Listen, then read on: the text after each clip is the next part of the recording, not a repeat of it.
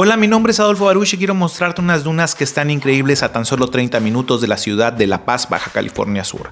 Son llamadas Dunas del Mogote, unas dunas increíbles a orilla del mar, donde podrás disfrutar de hacer sandboarding o ver atardeceres impresionantes. A nosotros nos encantó mucho el lugar y es muy recomendado que llegues al atardecer para poder disfrutar al máximo de este increíble lugar. Para llegar acá te recomendamos llegar en vehículo, y si no tienes un vehículo propio porque visitaste La Paz como nosotros, te recomendamos rentarlo con nuestros amigos de Álamo Renta. En la descripción del video te voy a dejar un cupón del 50% de descuento para que puedas hacer uso de este y disfrutes así de Dunas del Mogote. Si quieres realizar sandboard y no tienes el equipo, te recomiendo contratar un tour. En las redes sociales puedes encontrar muchos de ellos. Y si no vas a hacer el sandboard, te recomiendo llegar en la tarde, para que puedas ver el atardecer y así puedas caminar sobre estas dunas que están increíbles. Es un lugar muy bello, que debes de conocer si visitas La Paz, Baja California Sur.